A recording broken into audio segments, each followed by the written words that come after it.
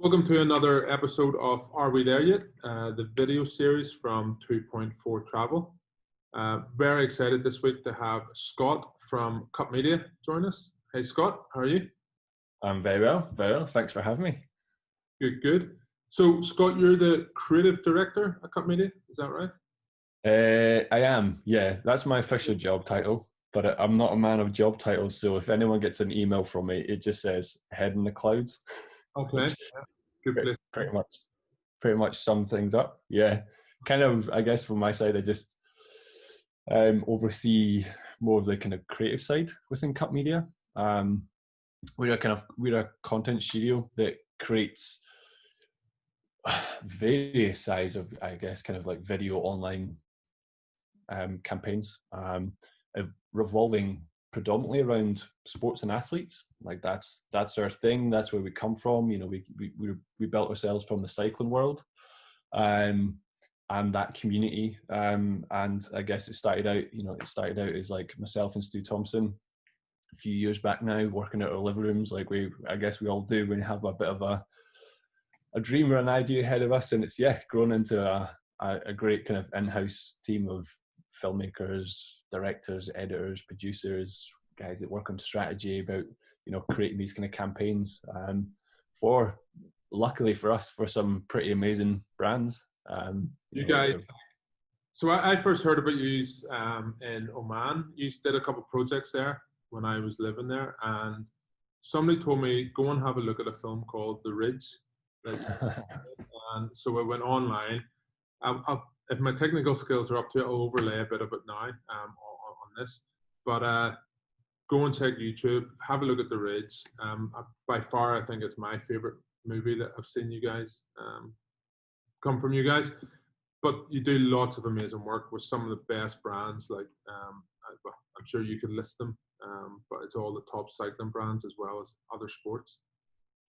Yeah, no, definitely. Yeah, we obviously the ridge was almost like a catalyst to the whole kind of Cup Media world. And I think if I remember right, the year we were actually in Oman shooting that project you're on about was the year we created the ridge. I think it was like a few months later. Yeah, it was the same year. There was a bunch of stuff kind of started to kind of fall into place and happen that year, and we obviously travelled out to Oman for a cycling event there as well. And then a few months later, we're up in Skye kind of creating the ridge, and then that kind of like blew up a little bit, and was that a catalyst for, I guess, kind of growing Cup Media and what it was about, and just trying to really build ourselves on that kind of sporting world, just to kind of create great films, great stories. For, like you say, for some great brands like Red Bull, Adidas, Real Madrid, Santa Cruz bicycles, Cervelo bicycles. Yeah, pretty good list. Yeah, and also one of the favorite things is the outtake clips from The Ridge as well. That was another sort of movie in itself, really. What I wanted to talk to you about today has changed since we sort of started chatting about this, because I thought it'd be nice to sort of share some ideas with our readers in terms of, how can you create, nice travel movies of you and your family when you're away.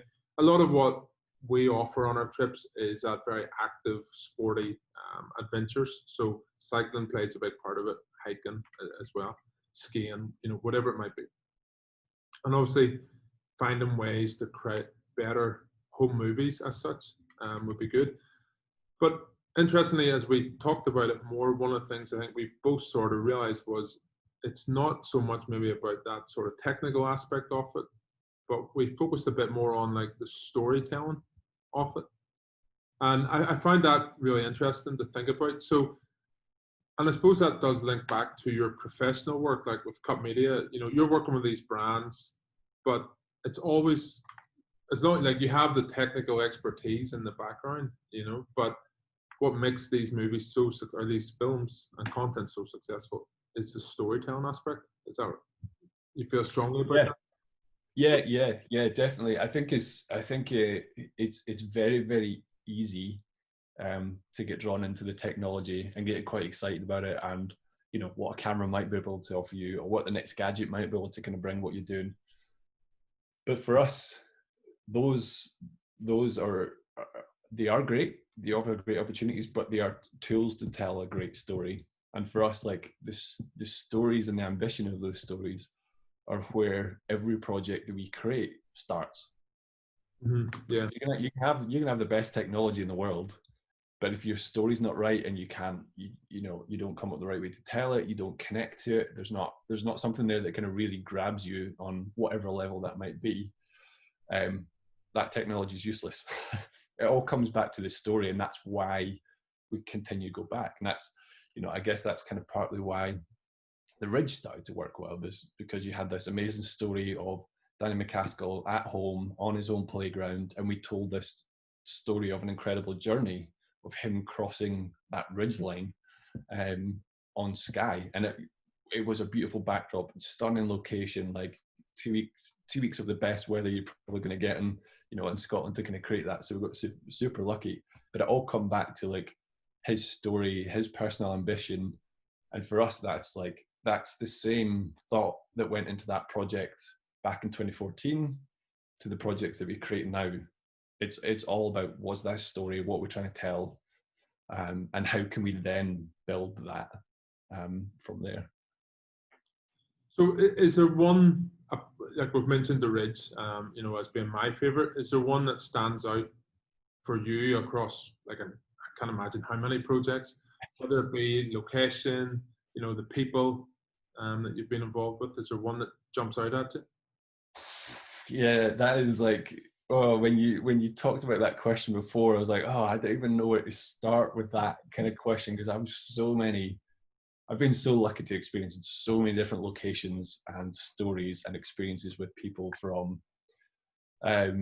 traveling out to places like Siberia and Russia, where we went with a climber who had this wild ambition of like climbing these big shards of rock that came out of Lake Baikal during the winter, because it all freezes. This 400-mile lake kind of freezes, and it exposes all these rocks like only at a certain time of year. So it was just all this challenge and story and culture and experience of kind of going out, following him, letting the story unfold, getting stuck in with this kind of cultures out there. Like that's amazing. From traveling to like Norway kind of blew us away as well. Went to Lofoten Islands, and it was very much like adventure experience. We went there because it just was wild, it was rugged, it was like a landscape that we hadn't kind of seen before, and it just kind of blows you away. But each time we kind of go to these places because yes, they look great, but it's like what that culture and that experience is going to offer the story that kind of brings us, I guess, to each location that we travel to. Right. Okay. So I suppose the big thing for us then, and for people that hopefully are listening to this, is how can we take those rules of storytelling and apply it to, like, somebody like myself, average Joe Bloggs, going away traveling with his family, where I want to create those memories. I want to have a record of the experiences that we've done. So when I'm older and the kids are off living their own life, I can get out the sort of old movies and watch through them. So how can we use these rules, do you think? Yeah, I mean, I guess the big difference is like the choice and destination and the thought process behind it. Like, I guess if you're going for a holiday, there's different trains of thought to what that might be versus, like, I guess us going on a shoot, taking an athlete to somewhere, and those training thoughts are different. But I guess once you get there and you've made that decision, you are looking to tell that story of that experience of being there and what that was like and what that meant to you, and everything that kind of unfolds around it. And there is a story within that. And I think that's the thing for me that keeps coming back to try and kind of focus on, is like trying to, I guess, once you have the idea of where you're going, what's happening, what your itinerary might be, I guess it's trying to like look ahead or think about like what might come from an event, what you might not know, but what's that experience you're trying to reach, what's that emotion you're trying to tell, like how's everyone kind of witnessing what's going on there. And I think it's almost just trying to understand like those kind of key little story moments that make you remember that experience of kind of being there. you know, trying to tap into those emotions, those kind of senses as you kind of build that little story. And I think like, and again, it just needs to be a snapshot. Like it doesn't need to be like this big kind of feature thing you're trying to create. But I think like what you're trying to capture is like the essence, the experience of kind of being there, not get lost in trying to get every single detail of what's going on. But what is that story of that moment? So would you say sort of like, you know, okay, you've decided where you're going, get online and sort of do a bit of research, a bit, you know, because you're going to know a bit about the culture, you know, as you say, you're going to know the activities that you're going to be doing, but it's just that taking a bit of time to think about, you know, what are your hopes for this trip? How do you feel it's going to go? And sort of try to put together some sort of idea of how you could capture video, how you know, when to do it, that sort of thing. Yeah, definitely. I think there's probably a couple of different trains of thought. Yeah, I think you definitely going into your research side, and you know, maybe having a look into like what you might like to explore, and where it might take you, and what's the most like authentic way, I guess, to kind of get there. I guess for anyone who's a little more, maybe wants to bring a little more kind of creativity to it, like you can kind of go into like a wormhole of like different, I don't know, just different ways of telling stories, different approaches, different energies, different styles. Like you can kind of like research that. So like sometimes going into these projects, you never truly know what the outcome of like an adventure or an experience is kind of going to be, but you can go into it with a plan of, this is how I'd like to try and capture it. Whether it's like how you use the camera, a visual style you want to bring to it, or any kind of like key questions or anything you want to bring to it. And I think like that's something that we do a lot, is like you go in and you build a plan of the visuals, what you'd like the outcome to be, even though you don't know what it is, like what we're trying to get to at the end of it. And once you get on location, once you get to your destination, you get there, you let it unfold. You have that goal.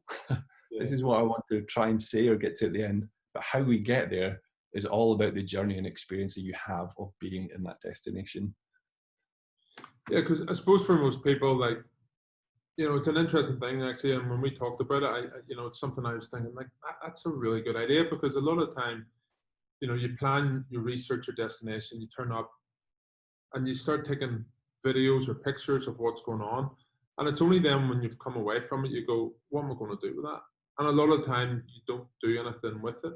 So if you have that sort of plan from, well, before, I suppose, pre-day one, it's more likely then that you see that project through as well. So you just don't have many cards full of random bits of footage and things like that. Yeah, definitely. Oh, yeah. I've been on that path many times. You don't necessarily every time want to turn it into like a checklist of everything that you want to kind of like do or shoot or kind of along the way.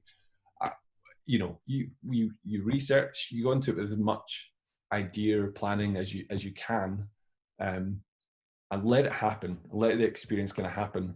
But I think you're absolutely right. Within that experience, it's the challenge sometimes is not overshooting, because you get completely swept up in it and can't what's going on. And sometimes you have to step back and just like let yourself be part of that, I guess, kind of journey.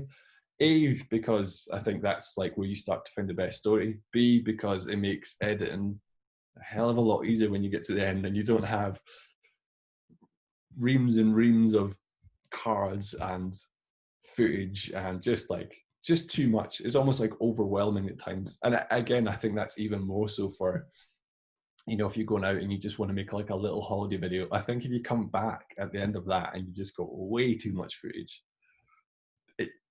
9 times out of 10 it'll probably just sit on your phone or sit on a laptop and nothing will happen to it. And I think like if you can kind of, because if you can go in with that little idea, you know what you want to do, you can kind of almost refine what you're doing, and not your whole day is not going to be taken up with trying to shoot this thing. And again, it's the same for us with some of those projects. It's like it's almost going in, getting the best of what you like, the best part of the shot, the best part of the story, but not overshooting that thing. Yeah, again, you know, I think for me that was the interesting bit, is like if you plan that, you're less Yeah. like, you know, if you sort of say, right, I know what we're going to do, I know what I want to capture, and you do that, and then you go back to the experience yourself. Because, you know, I think every parent is guilty of trying to capture every moment of their child's life on camera, whether it be on Instagram. And, you know, we traveled for a year, and I can't remember how many hours worth of, you know, that we ended up with. Now, I was lucky at the end of it. I was working on my own, on a contract for 3 months without my wife and son, so I just spent my time editing it, you know. But it's right, because it's so important that you know, especially with children, that you're there and you're present, rather than seeing everything through the lens of a camera, or a phone, or, you know, whatever it might be. Yeah. I think that's a really, really good tip there for people, you know, to sort of try and get away from that. Yeah. Yeah. Yeah. Like, what's the point in going there and having that experience and telling that story if you just see it from like this perspective through a screen the whole time? Sometimes you got to put that to side. You got to get involved to know what you're kind of making as well and experiencing. I think like if you come back from that and yeah, you have like a video there, but you haven't experienced it yourself, like you've kind of missed half the storytelling of it as well. It's like you need to bring something back with it to kind of be able to kind of tell it in the right kind of way. But yeah, I agree. Plus, it usually keeps the wife happy if you're not constantly on the phone. Or it could be them doing it all the time. It could be them. It could be them. Yeah. Usually my wife going, quick, quick, get the camera, capture that. Well, yeah, I was going to say the other thing is like the beauty of video is like there's always like an urge to kind of capture the moment the first time it happens. The little trick of video is like it doesn't always have to be the first thing that you see on video. Sometimes you can kind of witness the first thing happening and just make someone do it again. Yeah, we 100%. And we had that experience. We were surfing in Bali, and my son was catching his first wave, and I was on the board with him because he was only 2.5, I think.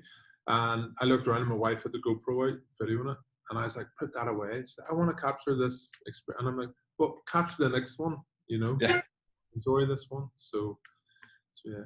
So you mentioned like, you know, when you're planning, you can look at what style of video you want to shoot, you know, that sort of thing. Where do you find inspiration for that? Like, obviously you guys are, you know, you have a team of creative people, but have you any ideas, like, you know, do you go onto YouTube, just sort of search travel videos, try and break down how people do it, or where would you start with that? Oh, that's a good question. Yeah, I mean, yeah, you know, there's a lot of time spent on, you know, your Netflix, YouTube, Vimeo, Instagram. Like there's various different people. I guess as you kind of start searching, you kind of like the good work starts to kind of, I guess, kind of filter through. And yeah, we do a lot of kind of like researching and looking to kind of spark an idea, I guess, within us. See if there's anything out there that kind of really kind of hits home.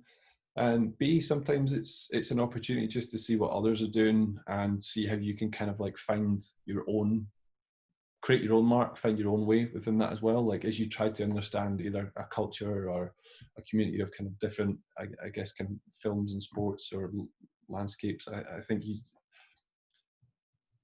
you kind of want to put your own stamp on it in some kind of way, and you don't want to kind of tread the same paths that many like are happening. So I think we do a lot of kind of like looking into it. Like I personally look at like we obviously work a lot in cycling, but I don't normally when I'm looking for inspiration for something, I traditionally don't go looking down the cycling route. I actually watch a lot of surf films. I'm not a surfer myself, but like I don't know, like there's a culture, there's something there. Like I go looking at surf stuff, or I look at more really interesting kind of commercial work. I kind of go the opposite direction to kind of what Right. I Yeah. might intend to do as well, just to try and I don't know, just to try and spark something as well, and just kind of just find a different way of looking at things. But yeah, I mean, you can just get lost in YouTube as well, just looking at different creative ways of kind of telling stories as well. And I think then one of the things that we touch on, and you know, we said like it's not about equipment and things, and you know, you can fall down that hole of thinking you need the best of everything. But like so much of it can be done nowadays with like a phone and stuff as well. You know, you don't need to invest. Now, I know like you guys probably have tens of thousands of pounds worth of it, but you know, for your average guy or girl looking to go travel. Yeah, yeah.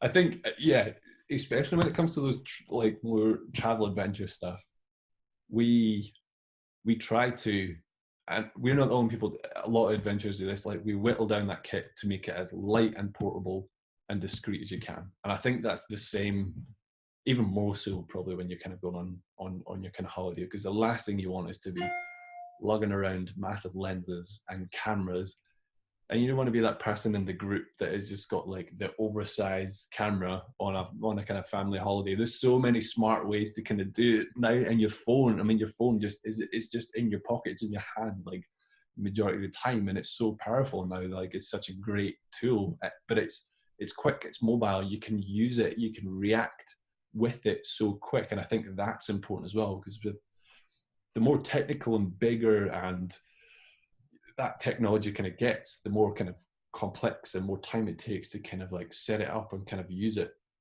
So I think you go into it with a little bit of practice on that kit, but like I think for me personally, like I like to go into situations like that where that camera, that tool that you're using is quick, accessible, and easy. Right. Yeah. You know, you want to capture a moment either as it happens or after it happens, but like you want to be able to access it super, super quick. And you need to be on the move, or you need to be mobile with it. Like you got to travel. So I think like looking at, again, I do believe like you don't need to get lost in like having the best of the best when it comes to this stuff, because it all comes back to story. Yeah. Like you can have the best, like I said before, you can have the best camera, but you might not create the best story. You could go into that and use your iPhone and tell a great story, and you're going to get more response from that, because I think the story, it comes back to that. Don't get lost in the technology. Think about the story. Keep it mobile. That's where I'm at. No, that yeah, it's certainly, it's made me, I think, sort of step back and, you know, in the future look at, you know, if on my next travels, if not if, when those happen, you know, how would I do it differently? Because I probably have been guilty of being a bit of a tech geek, you know, and with the drone and all this sort of stuff. So, so any last sort of tips or tricks you would give to people heading off on holiday with the kids? You know, want to sort of capture those memories, tell that story. Good to put you on the spot. Yeah, I know. You know, I do think out of everything, it's probably coming back to like not overshooting. I think that's such a big thing, because I think you get by overshooting, sometimes you get lost and you kind of almost forget the purpose of what you're there to do, or what that story is you're trying to kind of capture. It almost becomes a little overwhelming. So I think if you can restrict yourself down to just capturing the key point of whatever it is you're kind of there to kind of do, see, experience, share with family, but then put it away, like have that experience. Don't overburden yourself with like too much. So I think at the end, that's like, that's so unproductive to have that at the end. And I think for me, that's a key point to actually making something at the end of it. Excellent. Makes a lot of sense. And thank you for sharing your expert tips and tricks. Hopefully that makes sort of people think a bit harder before you go on trips, rather than leaving it too late, I think, as well. It's a big thing. Listen, I'll put up some links and hashtags and things to Cut Media. I highly recommend you go and watch some of their videos. You'll probably recognize some of them as well when you see them, because as Scott says, they're some of the biggest brands in the world that these guys are working with. So yeah, thanks again, Scott. Really nice to talk to you, and hope everything is moving forward in Scotland for you guys. Yeah, absolutely. Sun's still shining. Yeah, sun is still shining, and we're looking forward to getting out in the world when we can. Excellent, mate. Okay, take care, and we'll chat again soon. Cheers, Scott. Thanks very much. Cheers. Catch you later.